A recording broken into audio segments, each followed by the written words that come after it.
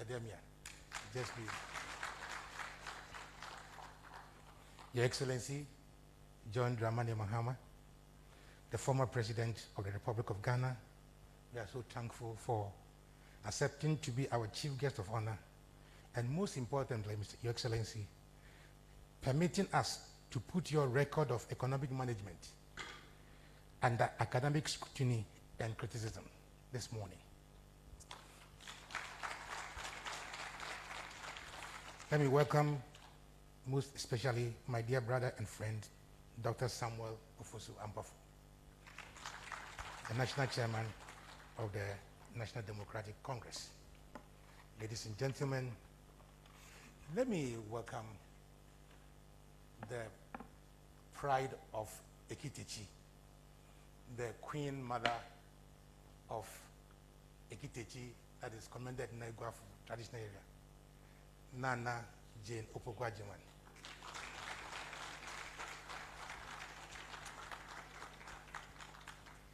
His Excellency Professor Dansum Boafu, former High Commissioner of Ghana to England.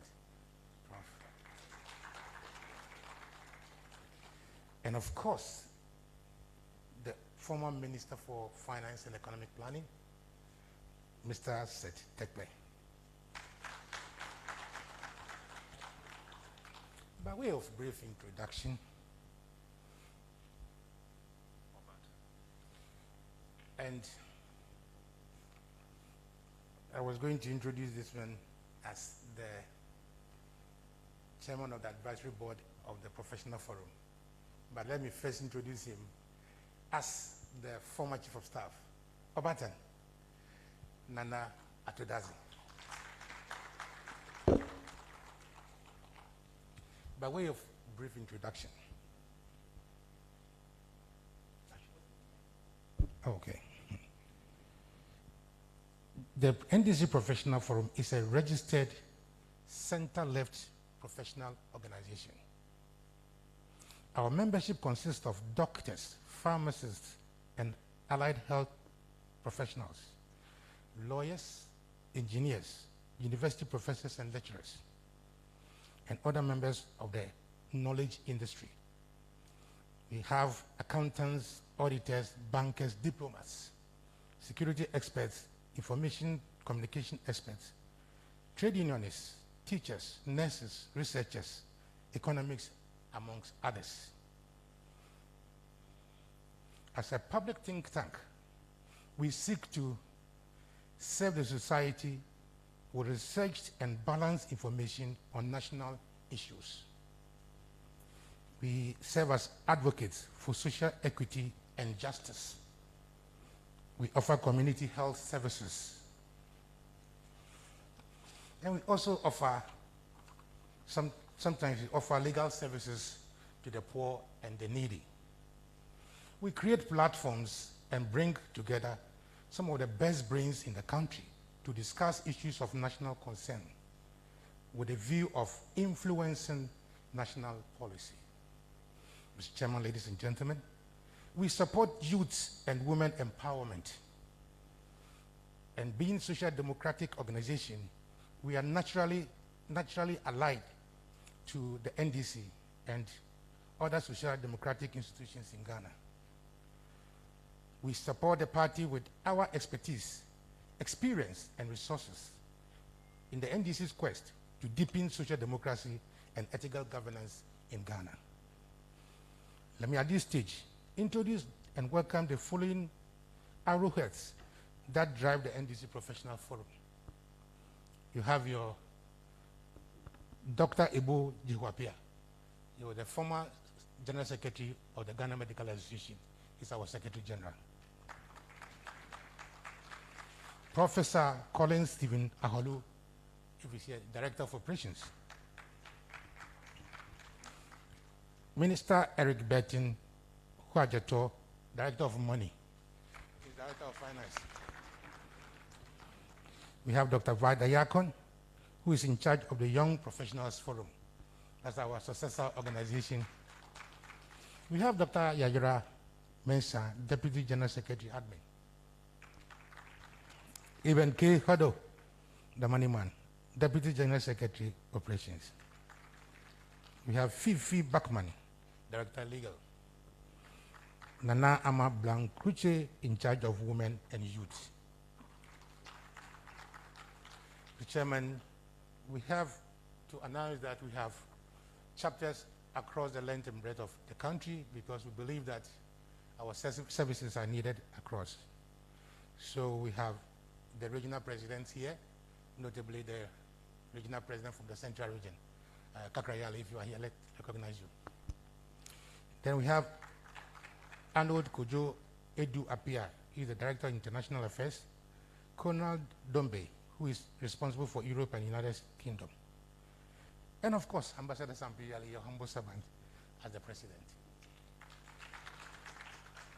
I'm happy to announce that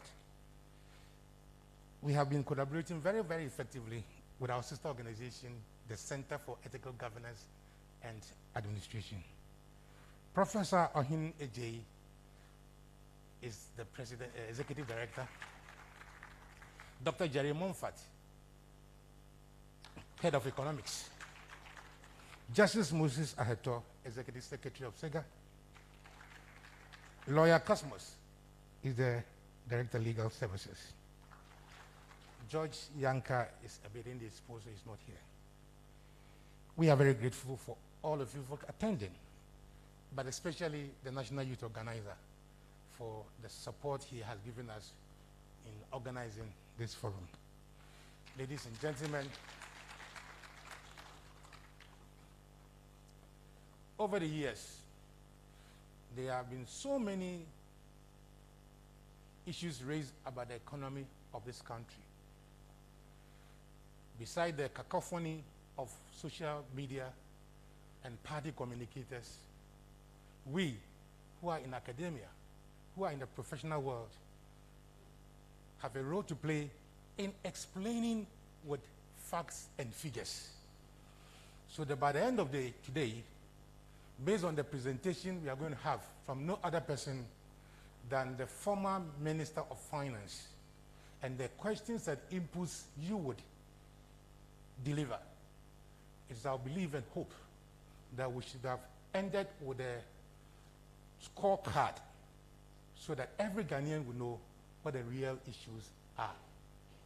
We're going to separate the myth from the perceptions and give you real facts and figures.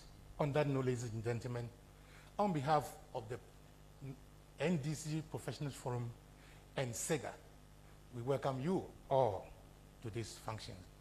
We hope the next time when we are doing one, you will find time to attend. Mr. Kofi Ato has been recognized as an advisor, but let me say that he's also representing the speaker. Thank you very, very much. Mr. Slamensa is here. Mr. Slamensa, you're welcome. Honorable Fosukwachi, you are here, you're welcome. Mr. Richard Courier, who is the former director of prisons and head of our security. Moses Asaga, head of our energy policy. And of course, Ambassador Victor Smith. Thank you. Thank you very much, ladies and gentlemen, for coming. Thank you. Thank you very much, the Ambassador, our President. When you were introducing, you said we were in all the regions of this country. Sadly to say that we lost one of the presidents, of the president for the Western region, Honorable Alfred Jan. We call him Abbott. Just last week, some few days ago. May we please be upstanding for a brief second or a minute? He would have been here, Abbott would have been here.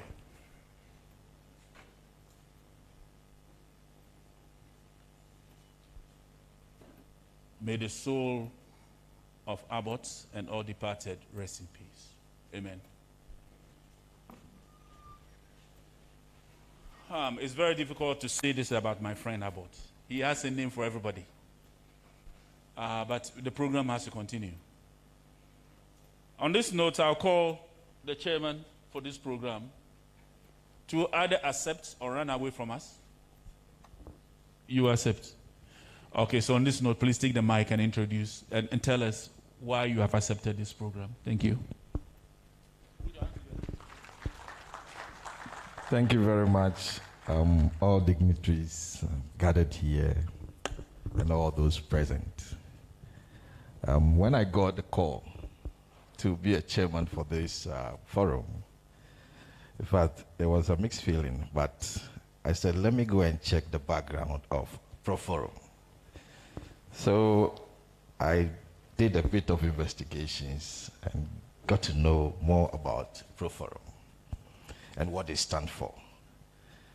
But then I also asked them, what kind of topic are we going to discuss? Because when we talk about economy is huge with different sectors and all those. Then they came up with a simple title called the scorecard. So my question was, what are we going to score on a card? You know, this is very, very important. And for a program being on an economy, I have no choice than to accept, but then put in some few words. I think if you look at our economy and the happenings on the grounds, yesterday evening, my wife went to buy a gas cylinder, for our domestic consumption, just to bring the economy to your house. And then, I asked her of the price, and she said the price is 150 Ghana cedis for the 17 cubic kg type of cylinder. Then I said, we used to buy this somewhere 90 Ghana cedis early last year. But inflation is single digit. So, how do we relate this to, price going up by almost a half and then inflation being in a single digit? I found it difficult. Then I asked further discussions. I called my good friend, Dr. Kobe Mensah. So do you remember the statement the finance minister made? The senior minister made some time ago on why the banks are not responding to the downwards, trend in the interest rate structures we have in the economy. Then I said, okay, fine. It could be that the banks might not have money. Liquidity is a problem. But then on the other hand, let's also think through whether the banks trust the interest rate numbers that are coming out. So, you could see there's kind of a missing link between the various economic indicators that are being churned out from the strong room of economic management and then what is happening on the grounds. Because if you mention that interest rate is coming down, GDP is growing, for economics we call something lead indicators. And for GDP to grow, I expect that businesses will start spending. I expect that people will start requesting for loans, comfortably and run on business. And as a result of that, they will be employing, But this is the reality. So you see government doing all the employment. So when I got a call and I got to know that it is the former finance minister who is coming to, tell us what is really happening on the ground, a different perspective. And that is the beauty of democracy. We are fortunate Ghana has gone through, several hands since 1992, when we started growing up. And so, having a former finance minister, I said, let me come and then be the chairman for this program. Maybe I'll get to know more. So, Ambassador, I have no choice than to accept, what is coming.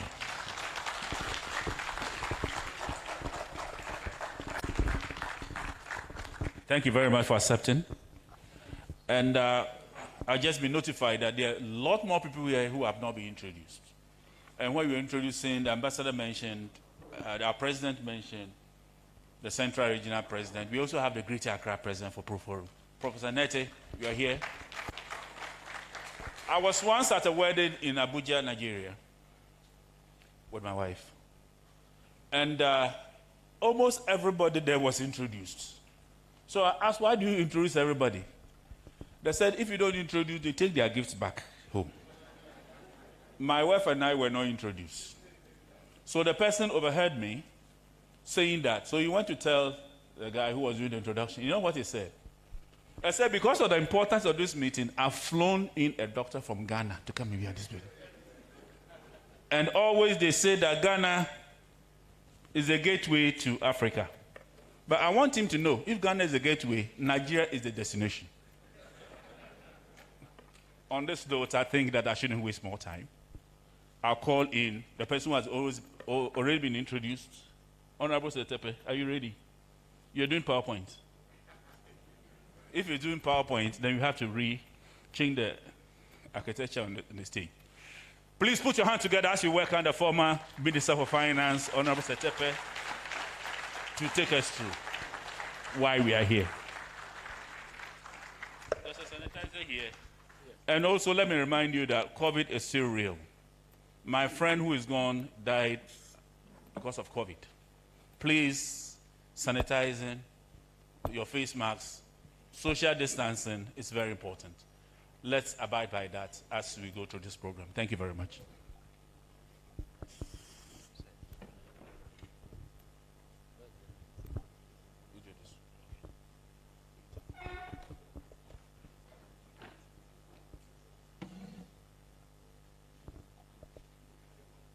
Thank you very much for the introduction, Your Excellency, former running mates, my esteemed colleague, Honorable Chair, and I think almost every year has been introduced, and therefore let me just acknowledge you all to this function. What we have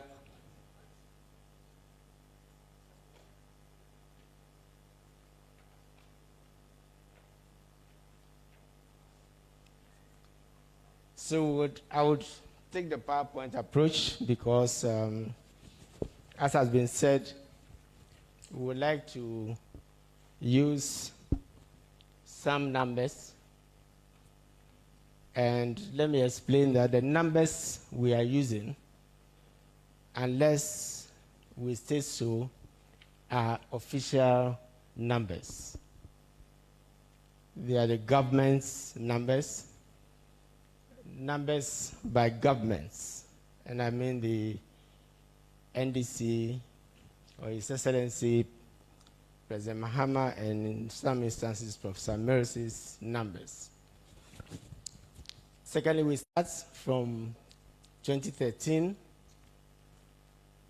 for the simple reason that for many discussions, we have had 3 rebasings, we have had impact of oil and the rest. And so the current basis for the economy is 2013, which also happened to be a period which is very important for the NDC.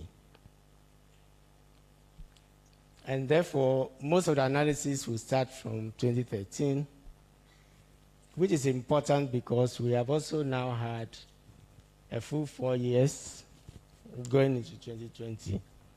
So it is significant that we are able to do some comparison and also resolve some issues which, has often been mentioned in relation to our performance. So let me begin with the first point, and I thought we would have a wider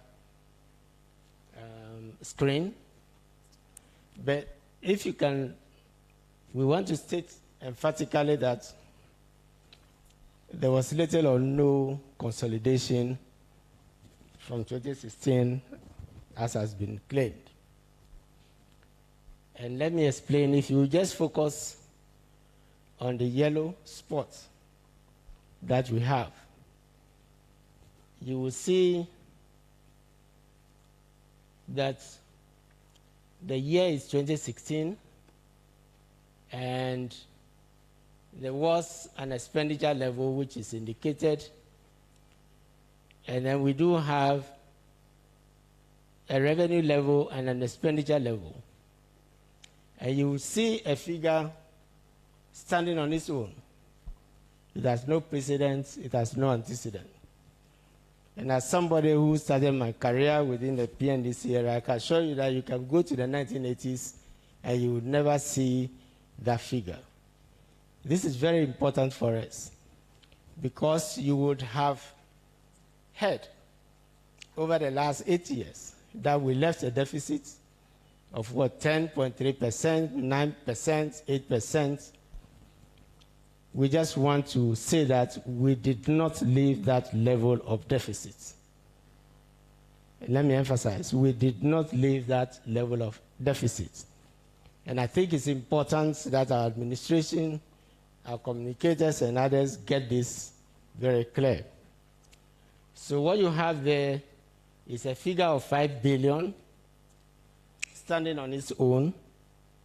And what was done is the 57 or so that is above it is what informed that 10%.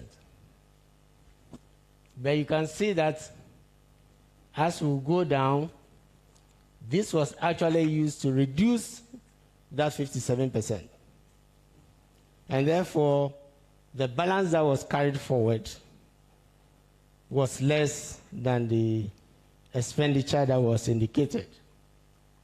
And the reason for that 5 billion is, in fact, an exercise which we were doing as part of GIFMIS to determine the value of contracts that were outstanding, which we were going to put in the GIFMIS to enable us control the budget better. Now, so please bear with me. You will see that, therefore, these are nominal figures. You see that it's increased. Now, what we have here is percent of GDP and then percentage of total revenue. And so you will see in this, in terms of GDP, that we have just translated, because it's easier to use, it's better to use the GDP, because one regime had oil, another regime, one oil field, two oil fields, all those things affect the GDP. You rebase, it affects the GDP. So when you use the GDP, then it becomes a very useful arbiter. So now, you will see the equivalent of the 2.3% that was, the 5 billion, translating into 2.3% of GDP. And that is the extent to which our deficit was inflated. Do you get the point I'm making? I'm saying that it's an offset, and we'll show that it's an offset. And therefore, when you hear that we left a deficit of 8.3 or whatever, straight away it is reduced by 2.3. So if you have a deficit of, if it's a claim that we left a deficit of 8 point something, then it means it goes down to 5.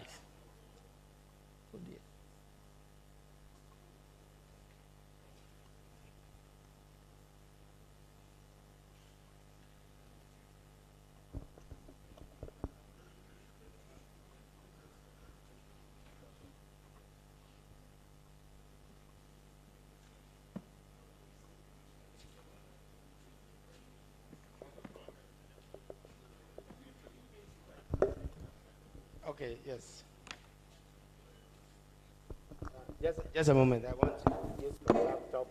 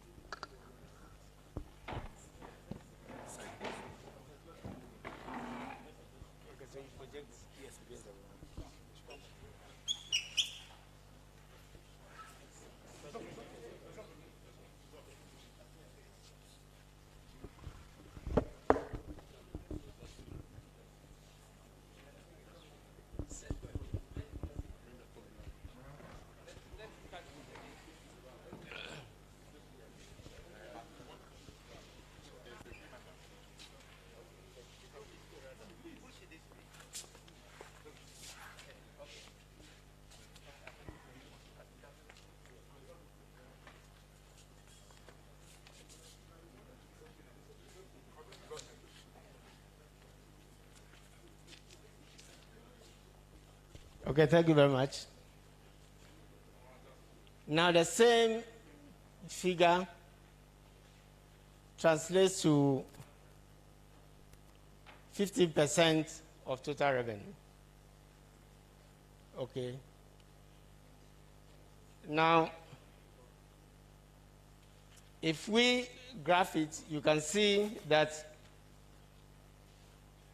it is standing here alone in this fund type. Because I said it has no precedent, it has no antecedent.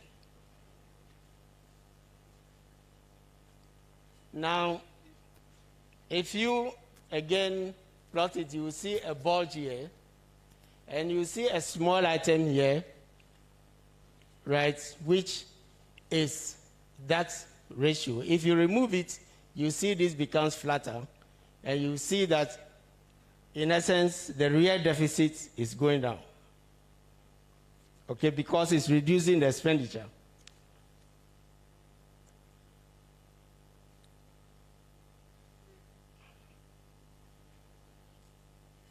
Now, so if you, what we do here is, by way of comparison, in the absence of a homegrown policy as we had on IMF program, we have used the government's medium term. Because normally, if you want to resuscitate an economy, you would normally do it over 2 to 3 years. And so in the absence of any program, homegrown or externally influenced, we are taking it that it is in the government's medium-term program, which is what we did with the homegrown. So we would also be mentioning the budget, for the 3 years, and then we would also highlight, now we have some performance to know whether that is achievable, because the economy went down in 2020, we are told. So we use the Q2 estimates and which was done in the media review and the actual to also indicate whether we will be going there. Because remember, we also have to look into the future. We also have to know what is happening. And we have to be measuring what is going on. Because as happened with policies like single spine and the rest, I think learning from it is important that we begin to analyze what is going on and also the forecasts that are made in future and whether they are believable, they are attainable, or not. So that is why we will be doing that exercise. So we translate that also. So you can see the yellow is telling you the performance from the media review, and it tells you that the targets are not being met. And therefore, the optimism that, unless, some measures are taken, the optimism that we will be reducing the deficit going into 2024, may not, happen. And especially if you take the revisions that the IMF and others, have been making, then you will see what we are talking about. Now we graph that also, so that tells you, that the issue we have now in Ghana is that revenue is not covering expenditures. Revenue is not total revenue, not tax revenue. It used to be total revenue. As we speak, total revenue, including grants, including our oil money, including the statutory funds and everything. When we say total revenue, we must understand. It includes all this. It's unable to pay two items in the budget, compensation and interest payments. And what this means, practically speaking, is that we are borrowing to finish paying those items. We are borrowing to run government, all the ministries, what you call the goods and services or current expenditure. We are borrowing, for capital expenditure, which is what you would normally borrow. And above all, you are borrowing to pay arrears. And the above all now comes, you are borrowing to repay the previous loans that, you contracted. So this is how dire the situation is. And this is something which we have been indicating for a very long time and tracking. So as we go along, you will see that we would always use, this is why the revenue line is important. And so the revenue line is always shown as 100%. and anything above it represents borrowing. That's what it means. And then, so here you see, if you are making progress, as with single span and other passes, then this revenue line should be moving slightly up, right? But you can see that, the media review suggests that it is not moving. Okay, this is why pictorial is very important. And therefore, if you consider that we are talking about wages and you consider that there's agitation for, more wages and others, then it means that the situation is getting worse. If you consider that we have to borrow for all the things that are listed, then that means that the interest payment will also go up and it will take more revenue. And therefore, the deficit will keep widening, right?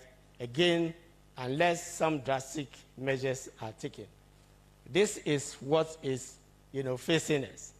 So again, the representation that the economy is rosy, better than what we left, and we'll see that's why we have the scorecard, will tell you that, yes, we had our single spine problems, we had our, problems, such as the shortage of, the disruption in gas supply actually from Nigeria, which led to doomsday, the coinage of the world and all that.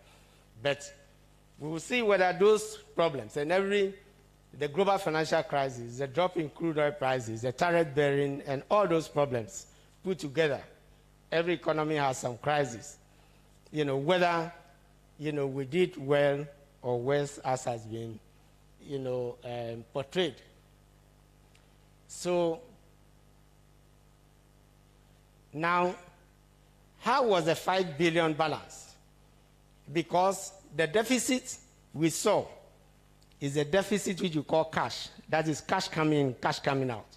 So the odd thing is that a liability was appearing there.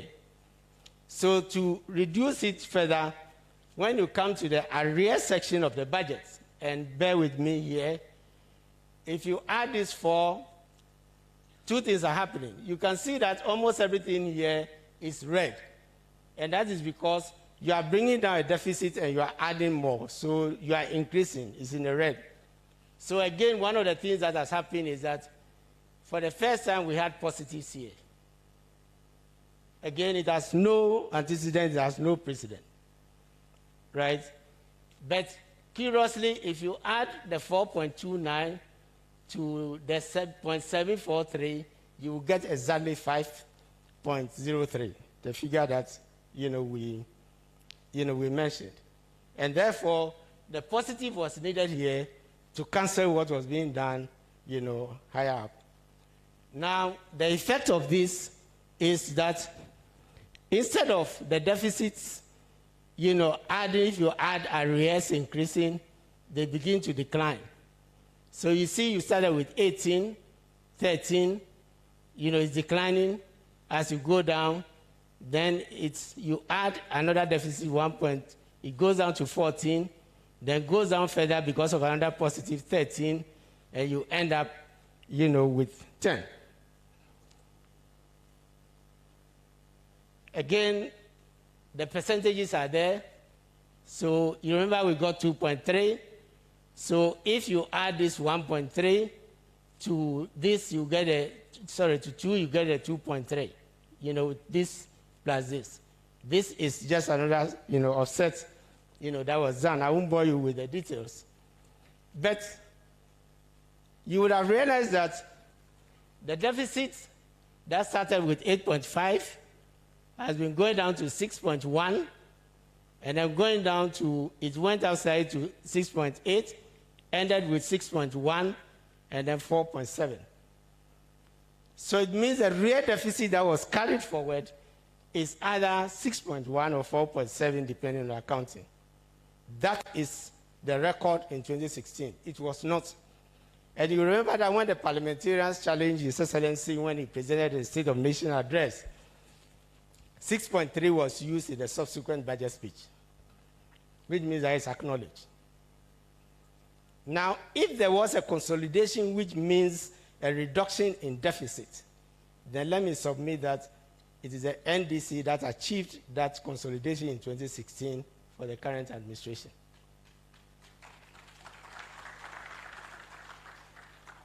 And I think it's a very important point we should never forget.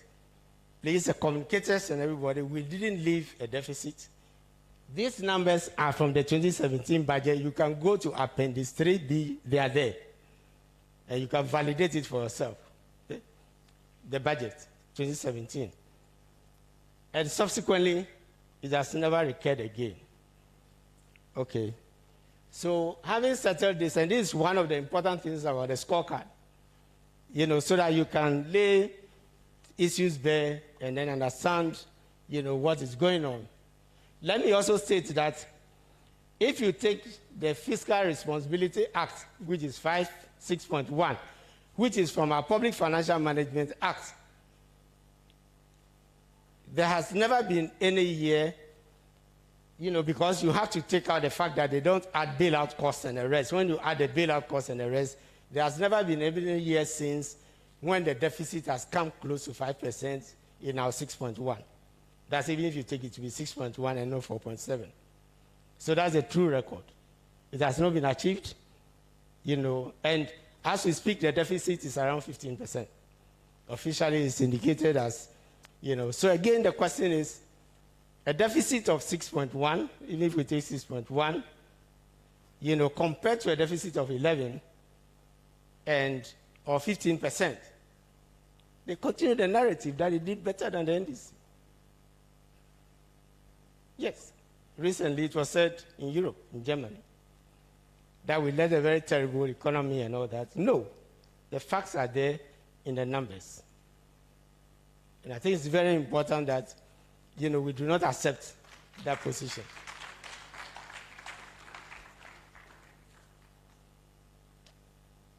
So we move on quickly. This is looking ahead, whether that record. And if you look ahead, you can see that, this is a deficit. If you go back all the way to 2013, and you keep coming, this is a deficit line. You see that the deficit declines steeply. And this is 2020. Between the presentation of the budget and the review of the budget. Now, this is the accumulation of the offsets, right, which gave the impression of the stabilizing situation, low arrears, and more importantly, the removal of the bailout costs. The removal of the bailout costs from the deficit. There are two reasons why it's not necessary. The bailout cost is fully, and we'll come to it, the bailout cost is fully provided for in ESLA. We'll show you the numbers. So we shouldn't take the blame. ESLA, the nuisance tax, covers the bailout costs adequately. And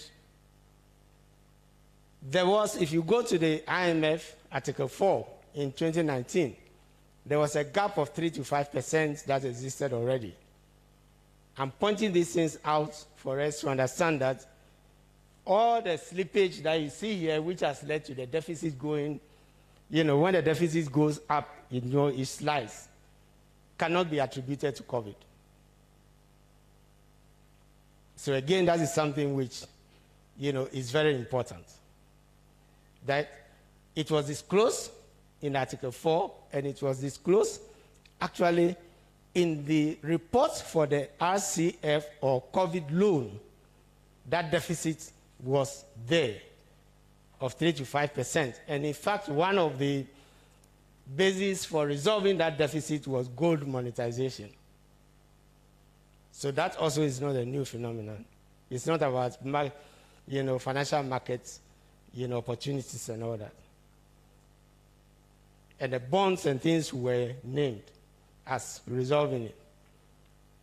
So again, every economy has its crisis. We do acknowledge that COVID is the severest of the crisis, but before then there was a global financial crisis, and before then there was the disruption in gas supply domestic. Earlier we would have had droughts and other things. And as we show, the important thing is to prepare for crisis in the initiatives that we put forward, which resulted in $250 million plus being taken out of the stabilization fund as a first resort to COVID. with 3 oil fields, if we had remained faithful to the stabilization fund, we would probably have withdrawn 400 to 500 million, US dollars. And that is how you win yourself of the IMF. You don't, which means that we would have borrowed less from the IMF for COVID. In any event, the borrowing, as we are saying, is not entirely, for COVID. So this is the trajectory going forward. And as you can see, there is a consolidation that is expected here. Please, it's always good professionals to look at, the numbers and to track them. If you track them, you'll see that the reason why you see with the deficit went down, then it's supposed to go down, then go up. It went down, this is the 2020, and then it's supposed to go up, taper, go down slightly, and by 2022 start, declining, right? But this decline in itself, as we can see, is because important factors like bailout costs and the rest were indicated as 0. If you add them, there's no decline, or no decline is anticipated. So if you ever think that, as essential with 2024, there will be a consolidation, plug in the bailout costs first before you get confident that, you'll be inheriting, an economy with consolidation. Because we will see the IMF has indicated that the bailout cost is going to, and we know it, that it's going to be a while before it tapers, so it cannot be 0. Those costs cannot be 0. And there are other costs also, like wages, interest payments, and the rest, and the borrowing, which we have already stated. So this is just an exercise. We can have sessions, for those who are inclined to the fiscal and to the macroeconomy, the technical team to go into it as part of our preparation. It's important that you prepare for what to expect, instead of just as has been in the past, you are slapped with, single spine, you are slapped with this, and it derails your beginning, your start, which you would have wished, for. Now, public debt. Again, let me just go quickly. These are the numbers. But again, we are said to have left a lot of arrears and debt. The question is, these are the official figures. Going into this should be 2013 is about 49. Okay, there's an error there. 47. Now, we are at 80. Ladies and gentlemen, you leave a figure of 47 less than 50. It is increased by 35. And the record is that the government, the incumbent, did better than you did. That's the narrative again. Right? But you could see that what we left, and again, sometimes they say we left 70% debt. That is based on the old basis. And even that will show that we were beginning to slow down the rate of borrowing. We'll just show it because of the sinking fund and things that we set up, which started to reverse. So I'm suggesting that even if you took 70% as where we left off, and you perform well, you should be reducing the 70%, not increasing it to 80 plus. So again, this is another narrative which we think we have to, educate our people so we don't accept.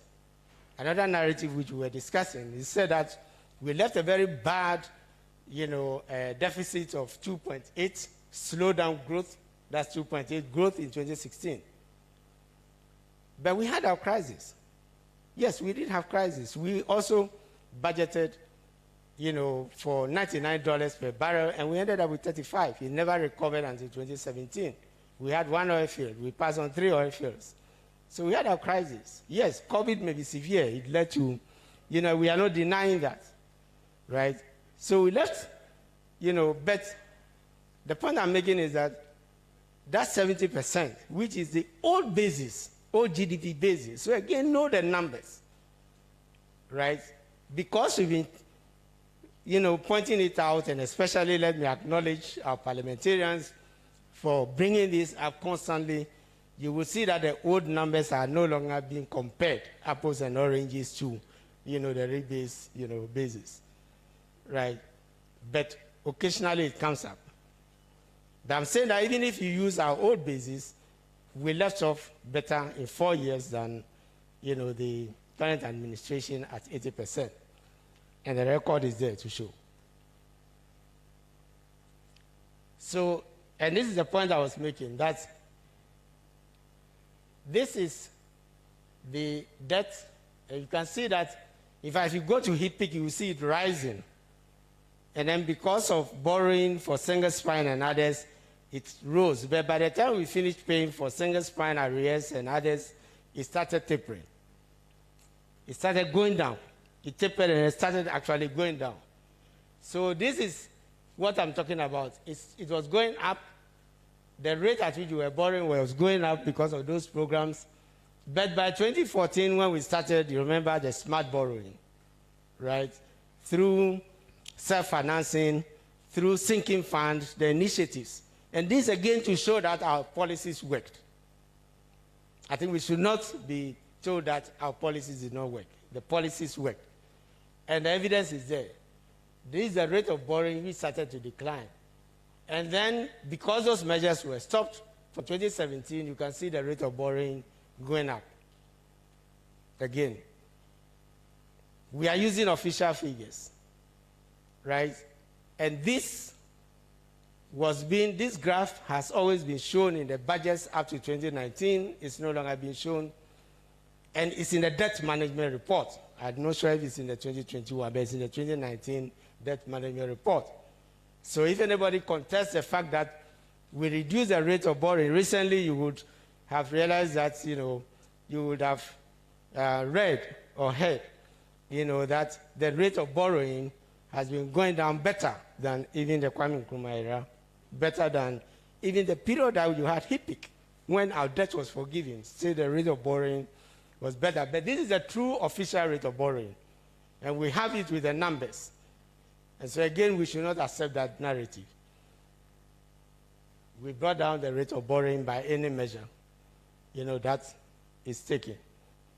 And this is a reason why we slow down the accumulation of debt. Okay. So these are the same thing. So trends are very important. At the beginning, it may be one time, so it doesn't show the trend. But now we have the trend, and I think that we can use this to empower, our communicators to show that, we performed, better. So these are all, let me just highlight this. What we have here is, I do not want to end on only a fiscal note, but you can see here, this is the rate of inflation. And the thing about the inflation rate is also like the GDP rebasing. The basket was changed in 2018, right? And therefore, it led to a tightening of the inflation. Of course, it's warranted. Why? Because the service sector and others have become larger. So you need to change the basket, which is the same reason this was used for the rebasing. But it is not a matter of prop. This is the reason for the drop, and this is why it is not shown immediately, in the basket of goods. That I had a similar experience giving an amount of money to my driver. I won't mention the amount. And he came back and he said, I asked him, okay, so can we make the trip? And he said, that amount used to fill the tank. He said it's 3/4. We want 3/4.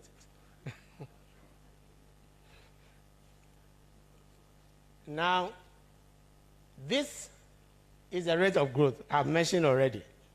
There's no way in which 2.8 performance with difficulties can be equated to 0.4% growth rate.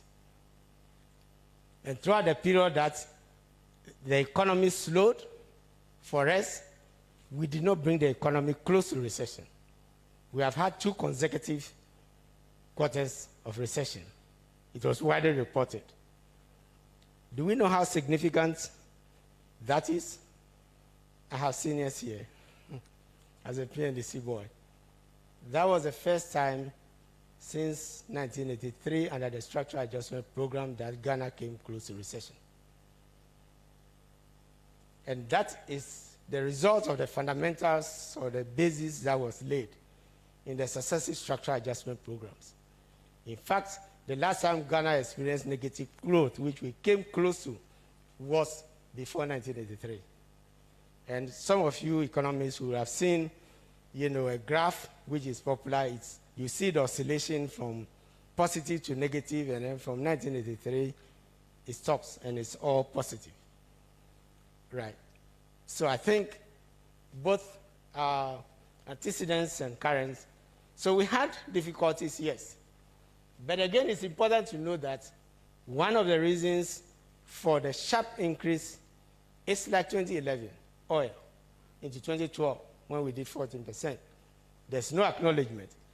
But 10 and Sankofa field gave the significant growth in 2017 because crude oil prices and output, started to increase. Again, there's talk about interest rates. Please, let us note, these are official. You see that the interest rate, yes, was going up because we were borrowing to resolve all those headaches and problems. But by the time we started by the time we started the refinancing and we started the sinking fund and all, and we're borrowing less, you will see that the treasury bill rate started to decline. So it started declining, from around about 2014. Right? So it's not true that, we did not have a declining rate of interest. So you can see that some of the interest rates, I believe this is a 1-year bond and the rest, and you can see that while this has tapered, it has not gone down. It should have been in the 5% if we had followed that trend. By now, interest rates should have gone down to maybe 5 to 6%, right? And you can see that other interest rates have gone up in the interim, and so this is the monetary policy rate, which obviously we have some agreements under the IMF program and others, and therefore, even though we're achieving these results, especially debt and the rest, you recall that we were not, could not convince the fund that we need to, the Monetary Policy Committee. Of course, we respected it. But from 2017, it started going down because obviously the oil and other things had made, the situation much better. Okay, so we end on this, macroeconomic notes because we are not going to be covering a lot more of the real sector and others, right? But you can see from the fiscal and everything that we did much better. Is ESNA a lost potential? We know the history of ESNA, so let me not, the banking sector was going down because of VRA, energy sector debt, road arrears and the rest, and that's what happened with a slowing economy. And because crude oil prices were falling, we decided to put the ESNA on the falling crude oil price because it will not have an impact. And by then, we had also started something called a strategic stock. Anyway, one of the credits for those policies, and I think it's very important, we should remember that around about June of 2015 was when we saw the last petrol queues in the country. And that's a result of the strategic stock policies that we were implementing. I think Honorable Saga and others were part of those meetings, right? And we're able to also stabilize the price through oil and, and others. But the point I'm making here is that ESNA was to last 3 to 5 years. And it's not true that we did not have a plan for resolving the banking sector crisis. Our plan was ESNA. And in fact, we did the first restructuring. We did the first restructuring of the debt. Belonged to VRA, owed to 11 to 13 banks. And we injected 250 of the initial ESNA money that came in, and then restructured 2.2 billion. Before we left, we handed over a term sheet for 600 million, which was to pay the IPP and other energy sector debt. So again, the fact that it wasn't done and the revenue that was to go to the banks was turned into a loan, turning cash into a loan, it's mind-boggling, but that is what happened. I don't think we should take responsibility for it, right? The Big Bang was a choice, a policy choice, because we could also have done the Big Bang. But we decided, learning again from PNDC era, you remember, National Non-Performing Assets Recovery Trust, in part, a bad bank option was what we were, to ring fence, the non-performing loans, and then use ESLA to pay the banks, and then you do the recoveries and others over a period of time. And that is the experience of the US and others after, two or two of those banks collapsed. So you see that throughout this COVID crisis, fewer countries, if any, collapse their banks. Of course, it can be closed voluntarily, right? So we are saying that it was a policy choice. But these are the numbers. This is what ESLA is bringing in, and this is what ESLA is supposed to bring in. And this is from the ESLA report. Again, official numbers, please. No speculation. So you can see ESLA was 2015. So you can see that the monies that came in of about 3.2, you see the energy debt recovery was what we used for the VRA and the policies that I was talking about. And because we anticipated these revenues, average of 3 billion, which has gone up to 4 billion, by 2020, bringing in 15 billion with elements of the energy sector, and then you can see road fund. Much of the financing for the roads and things that are taking place after the parking are coming from here, right? So this is the JM, only 1 year, because ESLA brought in that money, we started. We had anticipated that we were going to go in part style, but support it with these revenues. Because obviously, Nanatu is here, we don't have the donors to give us the money and all that. So we had to use, our own means to do it. Now, so you can see that from 2017, the current administration has benefited from the actual flows that has come in of about 15 billion in total, and it is projected to bring in 25 billion by 43 billion by 2024. That is the power of ESLA. Remember, ESLA, the nuisance tax, the rate was increased, if you remember, twice, right? Because the term sheets and others were not used to arrest the energy sector problems early enough. So it has festered, right? Ladies and gentlemen, the point I'm trying to make is that we had provided a wherewithal, for the cleaning of the energy and debt, energy and banking sector crisis in addition to the rules. And that is a policy that was derided. ESLA was to go away.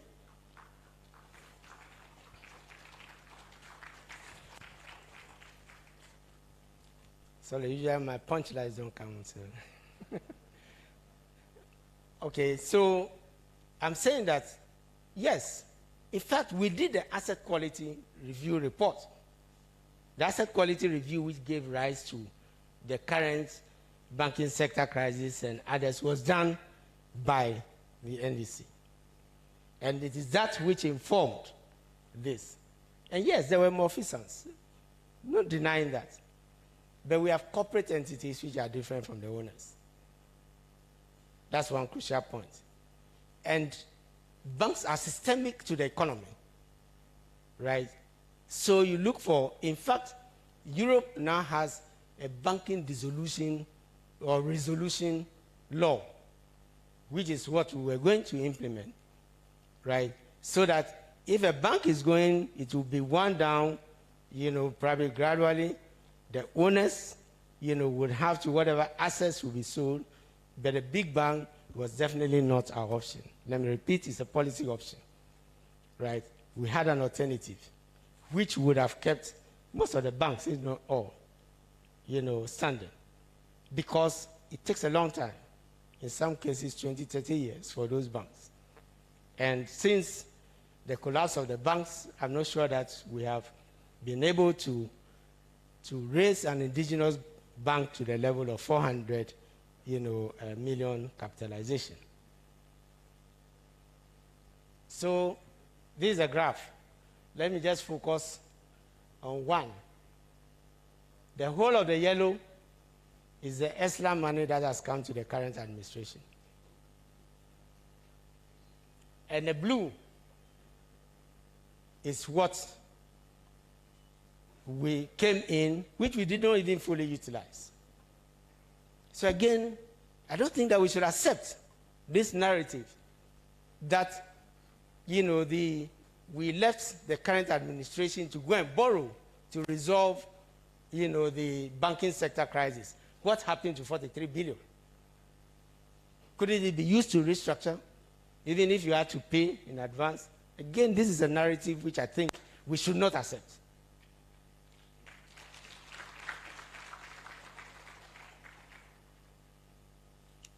I'm saying that I think the figure is USNS is 7%. And so you can say over 90% has gone to the current administration. And this is cash. This is cash which we pay when we go to fuel. Because ESLA, and it was supposed to have gone off in 5 years. So if you take 2015, as at 2020, ESLA would have gone. And we're confident that it would have gone in the current, situation that we are facing. By the way, ESLA won a prize. If you Google it, ESLA prize, and you will see, yes, ESLA won the EMEA, that is the Emerging Market Prize, in 2017 for the structure to resolve national debt. It won. You will see the picture. And you can send me, those who are in the picture. Right? No acknowledgement.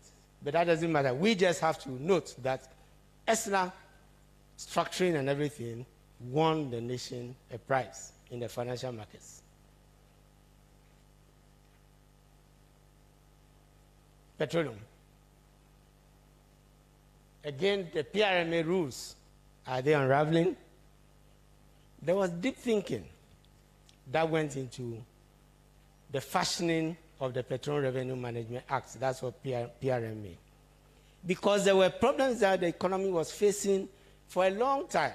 And as I said, as a PNDC boy, I used to sit, behind the tables with my senior and others, on some chairs taking notes, because I was also on the Structural Adjustment Program, secretariat.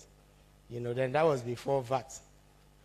So we are saying that all those problems we are talking about, commodity prices fall, and then the economy is in trouble because we don't have, and now oil revenue, let me add cocoa, gold, and then the economy is in problem. Debt was becoming a problem. We had declared HIPIC, and so we said never again. And the reason why the focus was on oil was that oil was a new resource to the budget, which you can use, to attend to, some of these, problems. So what was the structure? And what problems were envisaged to be resolved? One, GMPC is in the news. To empower GMPC, to be a true national oil company. So GMPC's budget is approved. And after it is approved, then the fiscal and economic, challenges receive some oil money. And the first one is what I mentioned, the stabilization fund, 21% of the GMPC. And this is what in advanced countries they call fiscal buffers. It's very simple. You increase the fund when the times are good, and then you reduce it when the times are bad. So it's like getting a bonus or a pay raise, and then you save part of it for school fees and others. That's when the times. And then when, some calamity or other children go into hospital and the rest, then you spend. That is the principle behind it. And it worked. Because when we had a crisis in 2015, I recall that we were able to take 250 million, but it was Ghana cedis, compared to the 250 million US dollars. And so with 3 oil fields, can you imagine how much, as I said earlier on, we would have taken out if we had continued, to put money? Because we can say for sure that part of that 250 million, or a substantial part of it, was what we left in the stabilization fund. The cap has not been, restored or removed. And so more stabilization fund needs to go in. But this is rules-based. So for our parliamentarians, this is rules-based. Let us look at the rule. It talks about the deficit for continuous quarters. And if, the condition prevails, then you will withdraw from it. So as the economy recovers, we should not please. We would, look at the formula, and then we have to advise whether it's time to reverse and put money in. Now, once you cap it, you must use it for debt service and the contingency fund. So we use it to establish the contingency fund in the 1992 Constitution for the first time. And then for debt management, this is the source of the sinking fund, which was performing that magic. Right, because the cap it wasn't going to consumption, but it was going to reduce the debt. It's only when you reduce the debt and your interest rates start, going down, and the foreign yields are there to show, that you can borrow at a low cost, as many countries do, and you can borrow to do your projects, and the commercial projects will have to pay so that it doesn't, depend on the taxpayer. And that is the Ghana Infrastructure Investment Fund. Of course, we all know about the ABFA and the Heritage Fund. So let me just, move on. The main point here is that, please, these provisions are due for review, particularly the Heritage Fund, in 15 years, which is around about 2023 or so. So we need to be vigilant, so that it is not taken out for consumption. If you remember the debate whether we should take out the stabilization fund. It's for a purpose.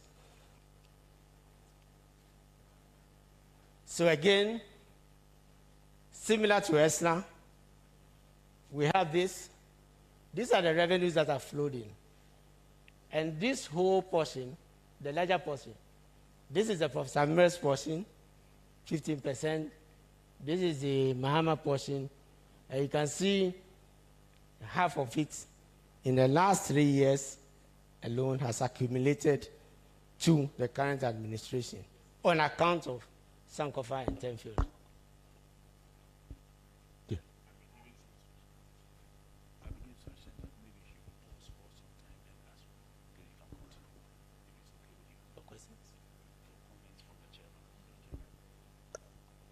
Oh, okay.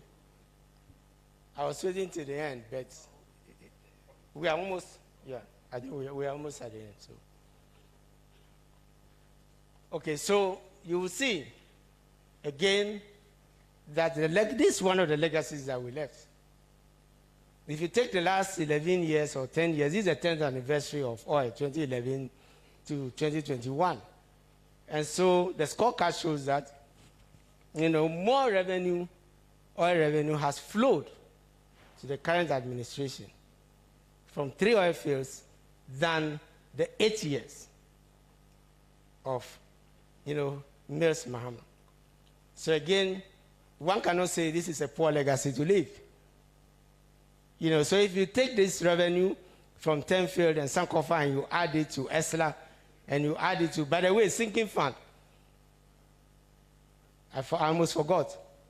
We used $550 million of the sinking fund, oil revenue, to pay off the first sovereign bond by His Excellency Kufuor. Remember, it was 2007 to 2017. And by 2014, we had reckoned that should we win the 2017 elections, we would have to look for money, to pay that. Let me get you the rationale. I hear sometimes comments that, oh, we could have spent the money, and we kept it in the MPP. I think it was a good intention. Maybe if I may be defensive here. Because the question is, did you believe that you were going to win the 2017? And where were you going to get $750 million? Because no provision had been made to redeem, that bond. So Cabinet decided that we should set up the sinking fund, and we started buying off. So by the time we left in 2016, we had bought about $336 million of that from the secondary markets.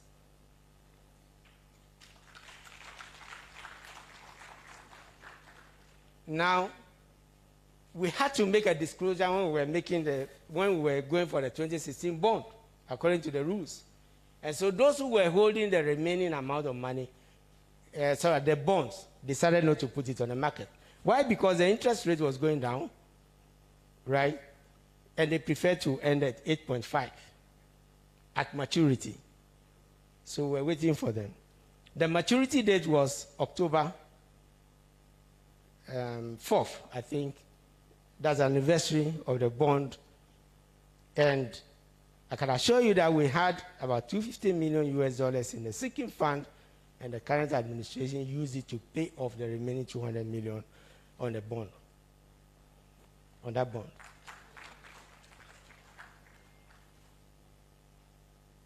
So again, I don't think this is a terrible legacy, to have left. A successor, no. And I think it's important.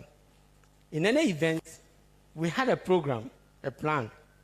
Again, in a technical session, we can show it.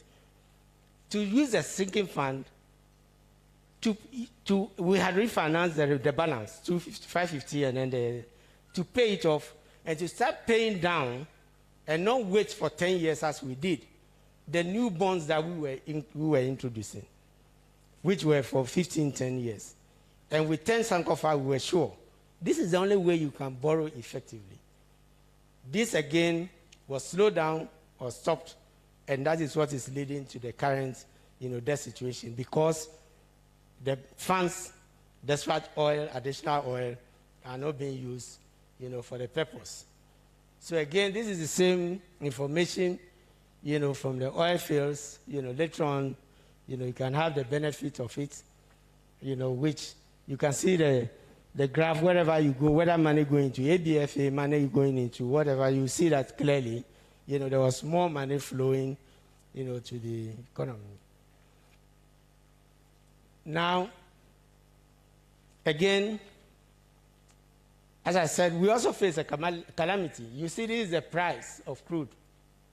And you see that we were able to do most of what we were doing because crude oil prices hit about $100 per barrel, which came to hurt us, when the prices dropped to about 33. As I said, we prepared a budget with 99.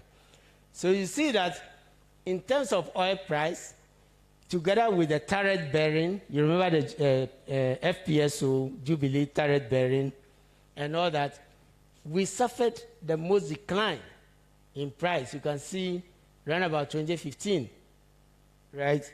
And then it started going up till we left office in 2016, and this is the increase. So it's only COVID that has brought it down, but COVID has not brought it down with 3 oil fields to this level.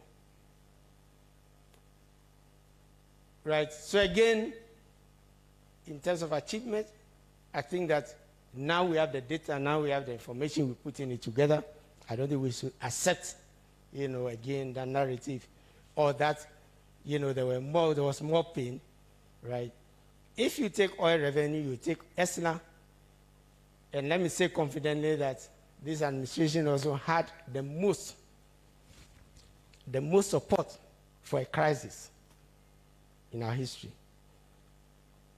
IMF, 1 billion, Bank of Ghana, 1.7 billion, World Bank, African Development, and others put together, about 500 to 600, million, right, and counting. And then the 250 million stabilization fund. So if you take these resources and you take the flows that have come in for COVID, I can say that yes, COVID is painful and COVID is something which is unprecedented in terms of the short, not the effect of the economy per se, but closure of the borders and the rest, right? But there was a lot of resources that have flowed. And this is why we must dig deeper. Was there a problem other than COVID? If we have all these resources. So we can see what we have presented, Your Excellency, Madam, that we did not look backwards to be stuck in the past. We look at the current.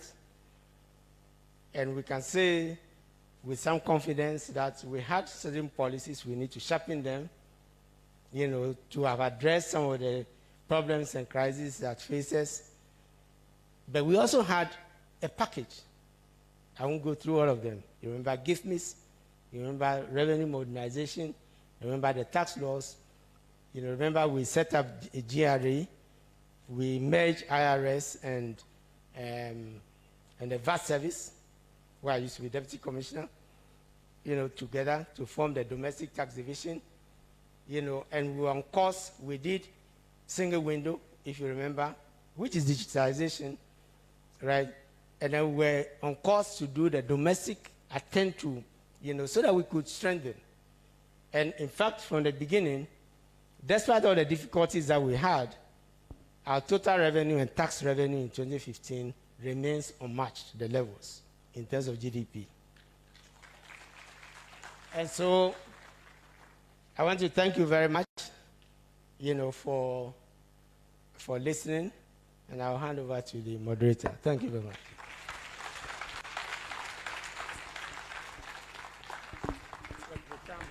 Chairman, excuse me. Right. Thank you very much for such a wonderful presentation on the economy in general. But then this is academic environment. We have to subject your presentation to a bit of technical scrutiny. And oh, yes.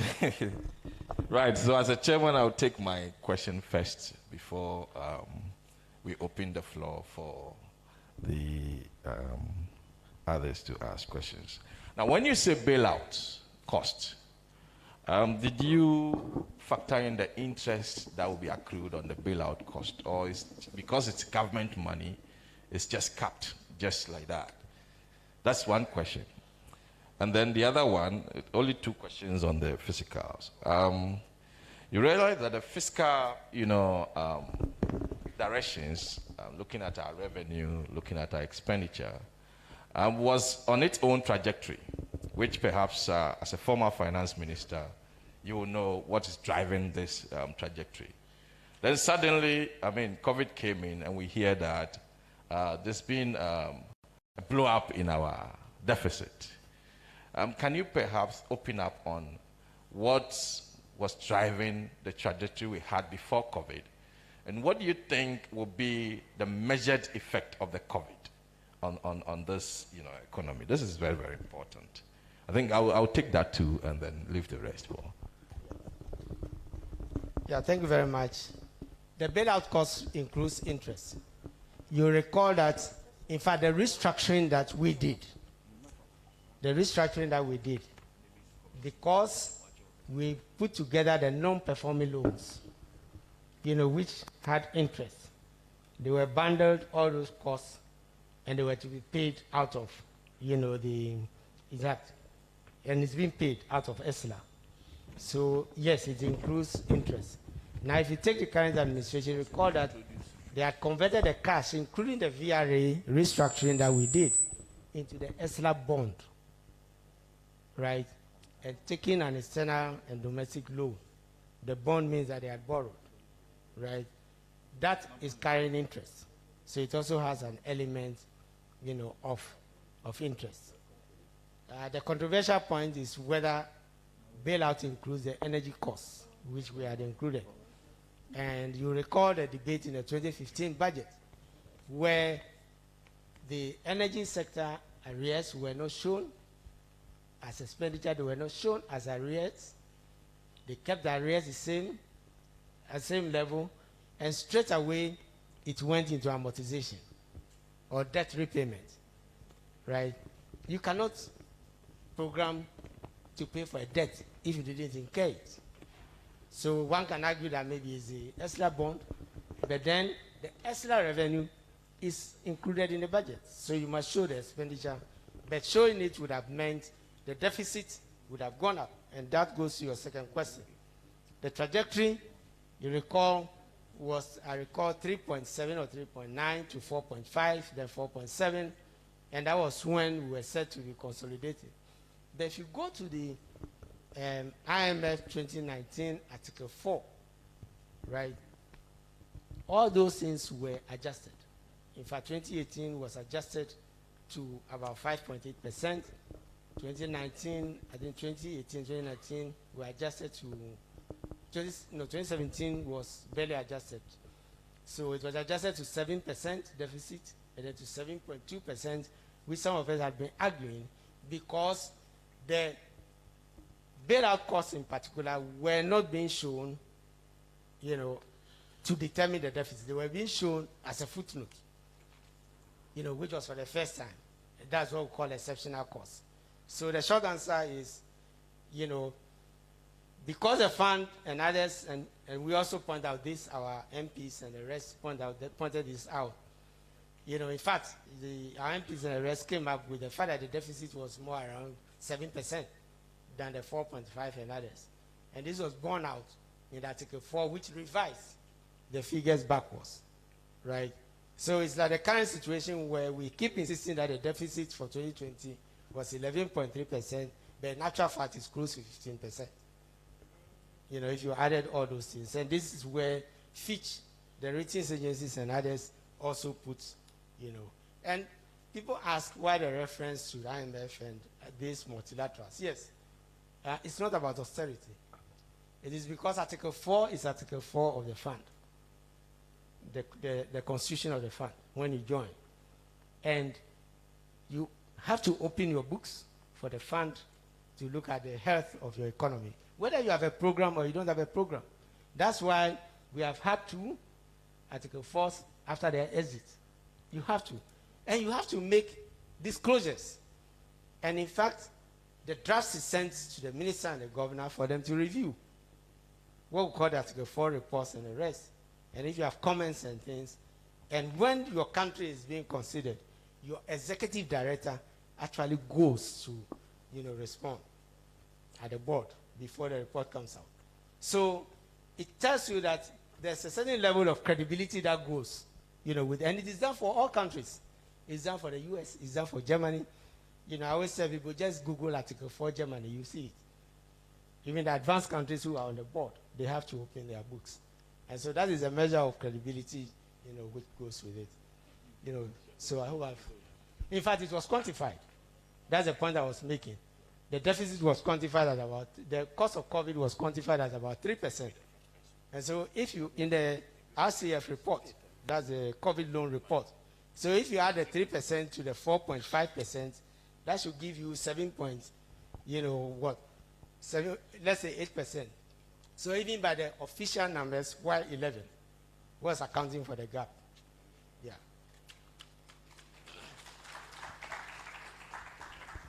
All right. Thank you.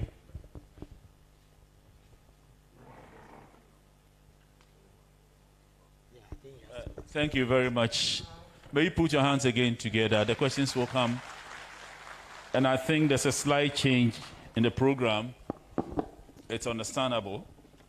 But before I come to what I'm going to tell you now, there's something called the elevator pitch. Who knows elevator pitch?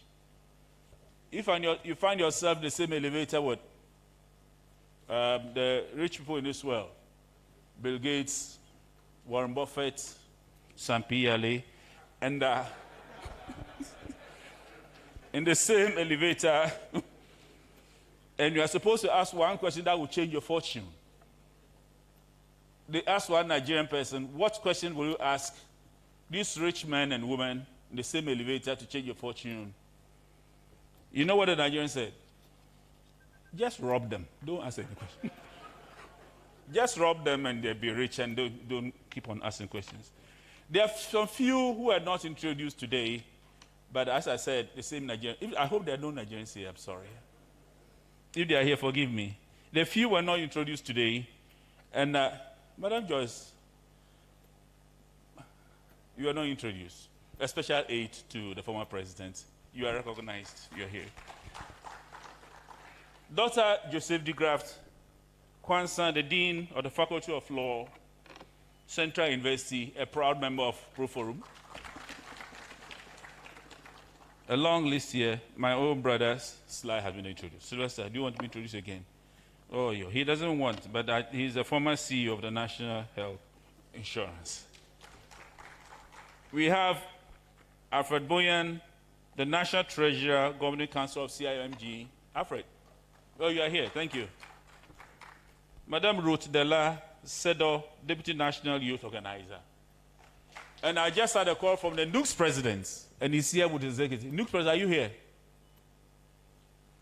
Oh, he's here. The NUCS, they are well represented. On this note, I know we have a lot of people who are pregnant with questions. When I say pregnant, you know what I'm talking about. Pregnant with questions. But our former head of state, our flag bearer, has something to tell us before the Q&A sessions will come in. On this note, please put your hands together as I welcome. Please, you may be upstanding. You are tired. Physiologically, it's even good for all of us, especially those of us above 60. Thank you very much. Do you have a sanitizer around here? Oh, you have your own mic. Okay. Thank you. Right. Thank you, boss.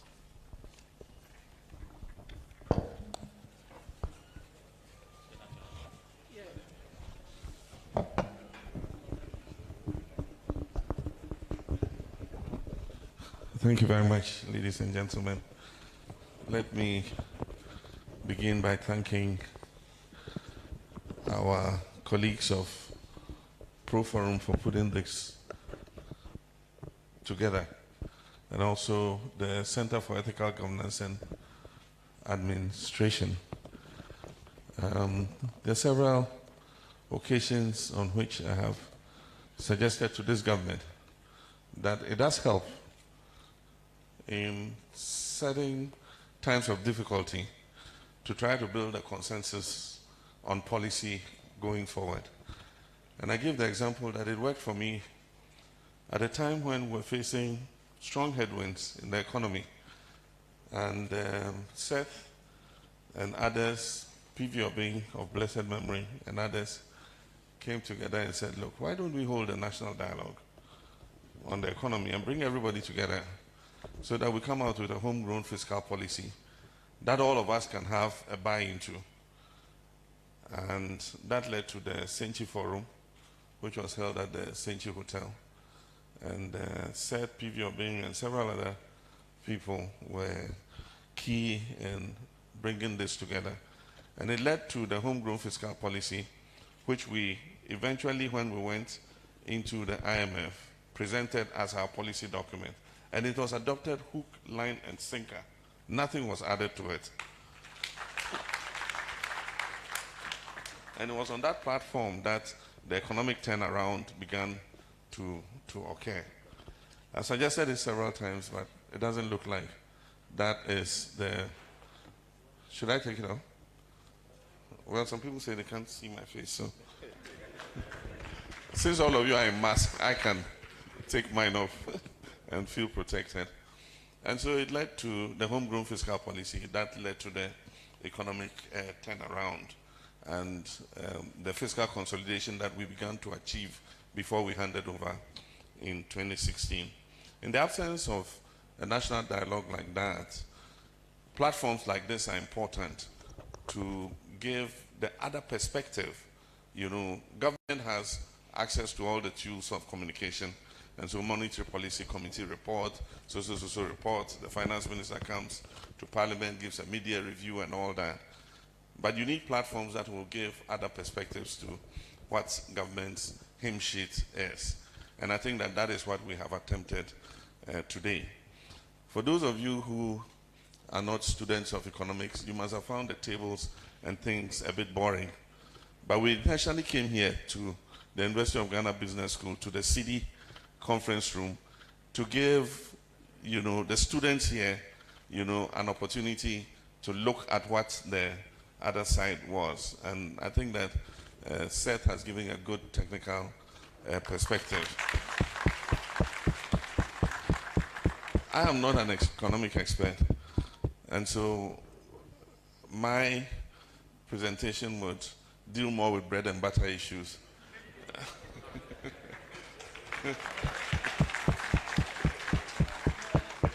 As a politician, I'm not going to go into tables and others, but I will say it as I believe it is. And so, good afternoon, ladies and gentlemen.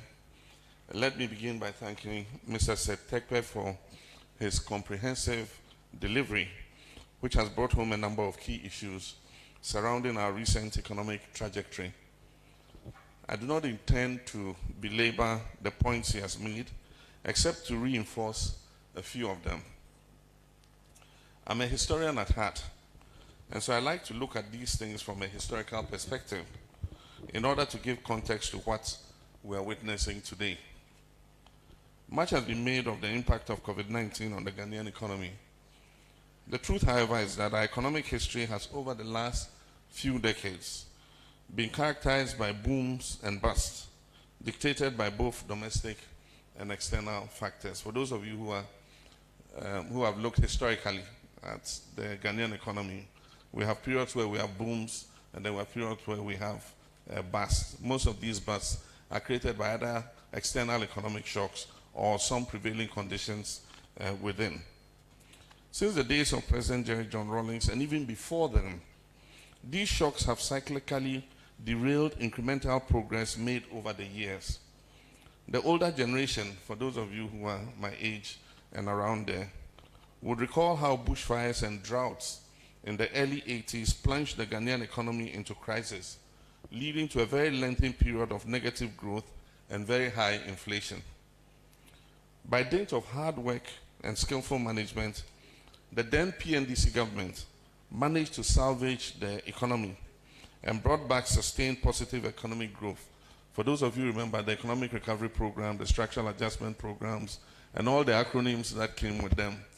And when some people fell through the social safety nets and we needed to find social interventions to support them, we came up with the PAMS card, Program of Action to Mitigate the Social Cost of Adjustment.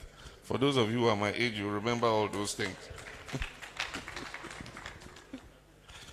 And so it brought back positive economic growth until this was again undermined in the early 90s by falling commodity prices, which led to dwindling export revenues in the 90s. When the Kufuor administration took over, we went into the Highly Indebted Poor Country Initiative, HIPIC, for those of you who remember, in order to secure debt relief.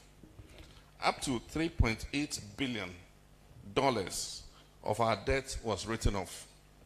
And this offered significant fiscal space for us to begin the process of development again.